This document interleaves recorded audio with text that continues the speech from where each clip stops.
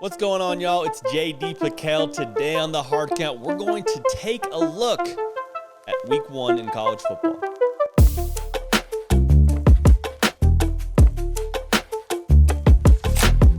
Welcome into CFB with JD, the People's Channel. Everything you know and that you love about college football happens here on a nearly daily basis. Jack McKenzie doing the heavy lifting. Help drive the show at my Twitter page at JD It is free $99.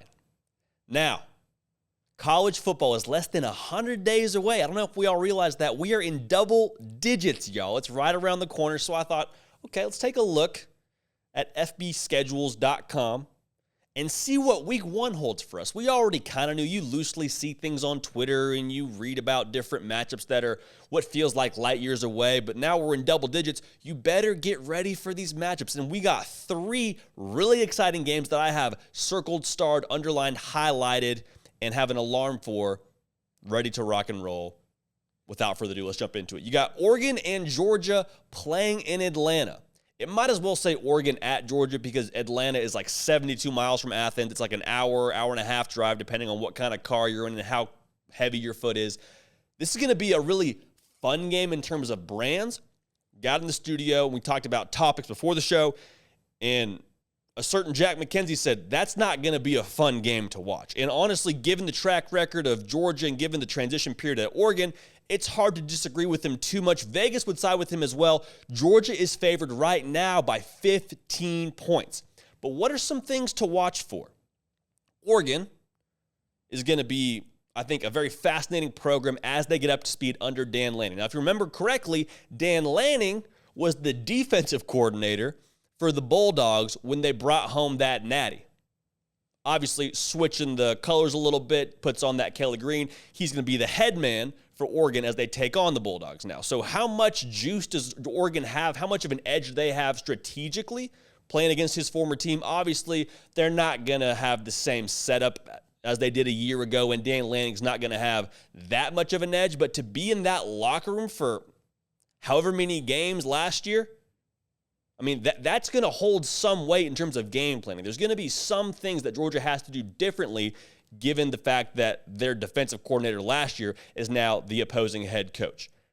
In terms of other things that are different in Oregon, well, Bo Nix is, according to most accounts, going to be the starter for Oregon in this game as well. Now, the reason this is interesting, Bo Nix played Georgia multiple times. I think it was 3 different times when he was at Auburn. And he had some success. Now, Auburn didn't have a ton of success, but when Bo Nix got off script and was able to scramble around, he, at times, gave this Georgia defense some issues. Issues is probably a strong word, but you get what I'm saying. Bo Nix will have the experience. He's not going to jump out there for the first time against this SEC defense and be just overwhelmed by the speed of the game. He knows what Georgia's going to bring. He knows the speed. He knows the athletes they have on that team. And so that's not going to be an acclimation period for him. It might be the rest of the offense, and there might be some things they have to get up to speed with. But as a whole, I think they're actually in better shape with Bo Nix as the quarterback. Now, we're not going to pick this game. We're definitely not picking Oregon right now in this game as it pertains. I think we'll pick it when it gets closer. But this will be an interesting game to watch, especially for Oregon. Now, for Georgia, how does this offense look? Because Kirby Smart is obviously one of the best coaches in all of college football. And he's a guy who is very much emphatic that his team needs to adapt from season to season. And if you watch Georgia a season ago, defense is probably one of the best in the history of the game. The offense left some to be desired at times. Not all the time, but especially in the SEC title game against Alabama, it looked like, okay, they may be wanting to tinker with that in the offseason. Now, obviously, Eric Gilbert is going to be a weapon for them, likely going to be playing receiver, but how does Georgia look offensively? That's what I want to see. In a year where they're going to have to probably be better offensively because of what they lose on defense, truthfully, I don't know how they could get much better on defense from a year ago, and they won't be better on defense. Offense needs to pick up the slack a little bit. Now, how do they look in Game 1 against their former DC? That's what I'm excited to watch. Next, we got Utah at Florida in the Swamp. I'm fired up for this one. Right now, it's a pick 'em in Vegas. And there is a lot to watch for in this game, especially on the Florida side. For Billy Napier, Mr. Scared Money Don't Make No Money. Is there really a new swagger at Florida?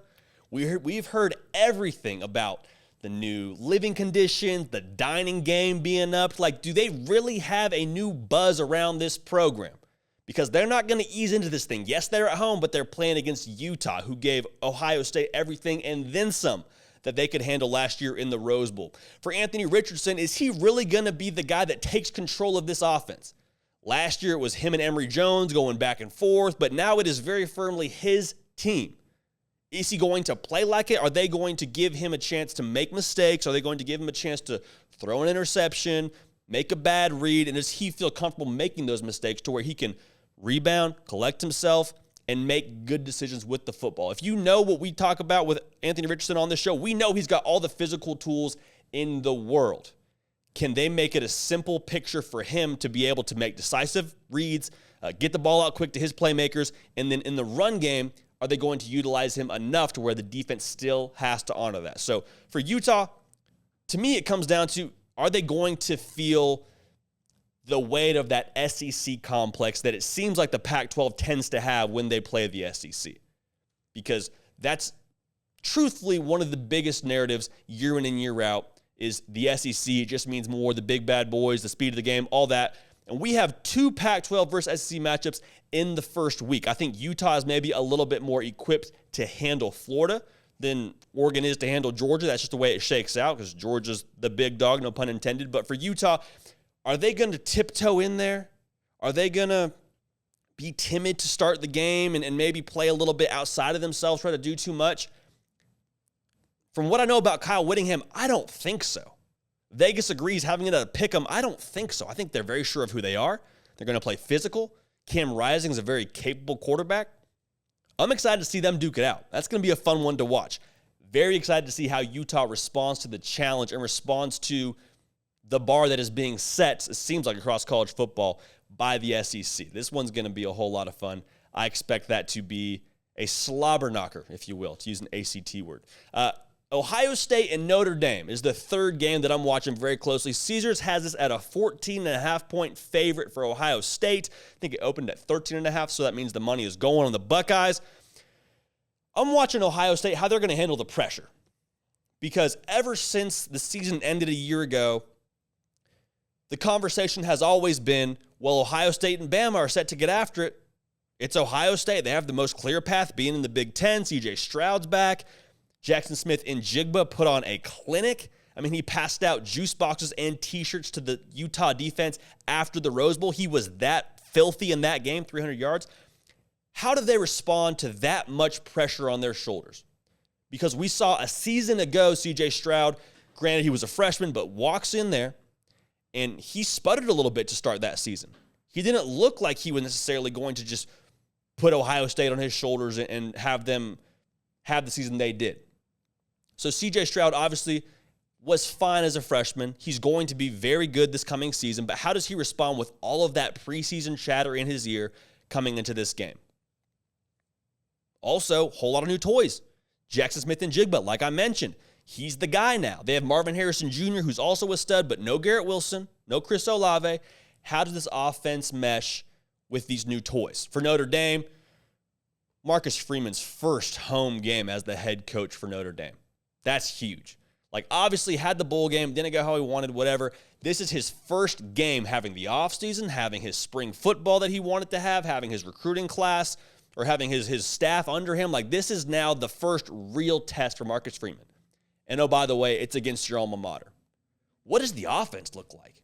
That's my biggest question. Not only how does Notre Dame look under Marcus Freeman with the buzz and the pep in their step and all that, but what does the offense look like? You lost Jack Cohn. You're likely breaking in Tyler Buckner as the starting quarterback. They can't go out there and get 15-pointed. Like, if Ohio State covers this spread in South Bend, things are going to get real uncomfortable in the Notre Dame locker room. Like, it's not going to feel good. It's not going to instill a whole lot of confidence because the brand of Notre Dame, it's not something they do. You don't go out there and you don't lose your home opener by 15 points. So I think more is at stake potentially for Ohio State, but I think there's more morale that could be boosted for Notre Dame if they were to somehow win this game. We're not picking it. College Game Day is going to be there. They'll pick it. We'll pick it when it gets closer to the whole thing. But as a whole, more on the line for Ohio State. Notre Dame's got to figure it out quick, fast, in a hurry. Can't get dogged at home. So a lot to look forward to. Week 1 is around the corner. We are, I want to say, 80 some odd days away. Going to be a lot of fun. You know where to come for everything that you know and love about college football happens here. We're going to keep the party rolling. We will see y'all next time.